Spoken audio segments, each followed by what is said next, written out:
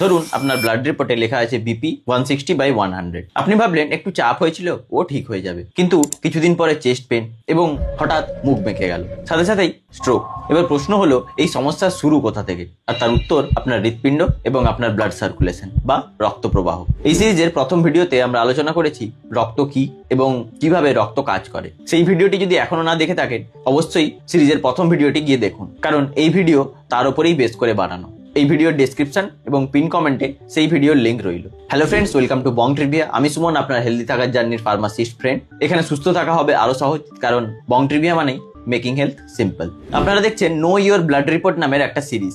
এই সিরিজের প্রত্যেকটা এপিসোডে আমরা এক্সপ্লেন করব আপনার ব্লাড রিপোর্টের প্রত্যেকটা টার্ম, আর সেগুলো খুবই সহজ ভাষায়। ভাবুন আপনার বাড়িতে একটা জলের পাম্প রয়েছে। সেই পাম্প মাটির নিচের জলকে বাড়ির ওপরের ট্যাঙ্কিতে পাঠাতে সাহায্য করে পাইপের মধ্যে দিয়ে। এখানে হার্ট হচ্ছে সেই পাম্প বা মোটর, আর পাইপ হচ্ছে আপনার আর্টারি বা আপনার ভেন্স।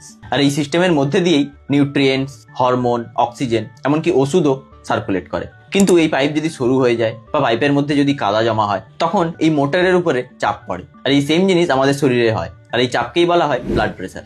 ব্লাড প্রেসার মানে হলো হার্ট রক্তকে কত জোরে ধাক্কা দিয়ে সারা শরীরে ছড়িয়ে দিচ্ছে। আপনি নিশ্চয়ই দেখেছেন বিপিতে লেখা থাকে 120/80, কিন্তু এটার মানে কি? মনে করুন এটা আপনার হার্ট। এবার একবার জোরে চাপ দিন। এই চাপই হলো সিস্টোলিক প্রেসার, মানে হার্ট সংকুচিত হয়ে রক্তকে সারা শরীরে ঠেলে দেয়। আর এই চাপটাই হলো ওপরের সংখ্যা, যেমন 120। এবার মুঠোটা খুলুন, মানে হার্ট বিশ্রাম নিচ্ছে, কিন্তু এই বিশ্রামের সময়ও একটা চাপ থাকে, ওটাই ডায়াস্টোলিক প্রেসার। আর ওটাই আপনার নিচের সংখ্যা 80।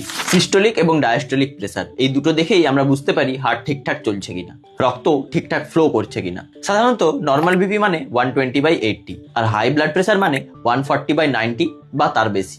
বিপি বেশি থাকলে রিস্ক বাড়ে হার্ট ফেলিয়ার, ব্রেন স্ট্রোক এবং কিডনি ফেলিয়ারের। কিন্তু এই বিপি বাড়লে এক্স্যাক্টলি কি হয়? ধরুন ওই পাইপের মধ্যে বেশি চাপ পড়ছে, তাহলে কি হতে পারে? ওই পাইপ একসময় ফেটে যেতে পারে, এবং শরীরের মধ্যেও সেই সেম জিনিস হতে পারে। আর সেটাই হচ্ছে ব্রেন স্ট্রোক, হার্ট অ্যাটাক, এমনকি প্যারালাইসিসও। আর সব থেকে খারাপ ব্যাপার হলো হাই ব্লাড প্রেসার প্রথম 4-5 বছর কোনো লক্ষণই দেখায় না, তাই একে বলা হয় silent killer. Brain stroke, heart stroke, liver damage, kidney damage সবকিছুই ধীরে ধীরে শুরু হয়, আর এখান থেকেই শুরু হয়। কিন্তু ব্লাড রিপোর্টের কিছু প্যারামিটার আছে যেগুলো দেখে আপনি আগের থেকেই সাবধান হতে পারেন। রিপোর্টে যে জিনিসগুলো খেয়াল রাখবেন সেগুলো হলো এলডিএল কোলেস্টেরল।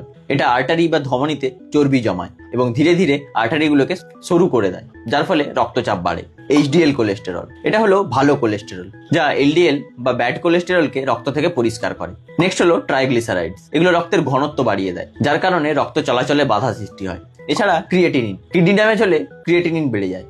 এছাড়া সিআরপি এবং ইএসআর করা হয়, ইনফ্লামেশন বা প্রদাহ থাকলে সেটার ইঙ্গিত দেয়। এই সব টার্মগুলোই আপনার একসাথে ব্লাড সার্কুলেশনের হেলথকে দেখায়। আর তাই জন্য ব্লাড রিপোর্টে সবকিছু নর্মাল হলে নিশ্চিন্ত হবেন না। রোজ কম লবণ খান, ডেলি 5 গ্রামের কম। রোজ অন্তত 30 মিনিট হাঁটার চেষ্টা করুন। ধূমপান বা মদ্যপান থেকে দূরে থাকুন। ওজন নিয়ন্ত্রণে রাখুন। আর নিয়মিত বিপি এবং কোলেস্টেরল চেক করুন, কারণ ব্লাড সার্কুলেশন একবার নষ্ট হলে শরীরের সবকিছুই ধীরে ধীরে খারাপ হয়ে যায়। এই ভিডিও ছিল এপিসোড 2, হার্ট এবং ব্লাড প্রেসার নিয়ে। নেক্সট ভিডিওতে আমরা দেখব ব্লাড সুগার এবং ডায়াবেটিসের গল্পটা কি, ক্রিয়েটিনিন বাড়ে কেন, কিডনি কেন খারাপ হয়। কমেন্ট করে বলুন ব্লাড রিপোর্টের কোন টার্ম আপনার সব থেকে বেশি কনফিউজিং লাগে। আর অবশ্যই চ্যানেলটিকে সাবস্ক্রাইব করুন। ভিডিওটি ভালো লেগে থাকলে লাইক করুন, শেয়ার করুন, এবং চ্যানেলে যদি নতুন হয়ে থাকেন তাহলে প্লিজ চ্যানেলটিকে সাবস্ক্রাইব করুন। দেখা হচ্ছে নেক্সট ভিডিওতে। ততক্ষণ সুস্থ থাকুন, টাটকা থাকুন।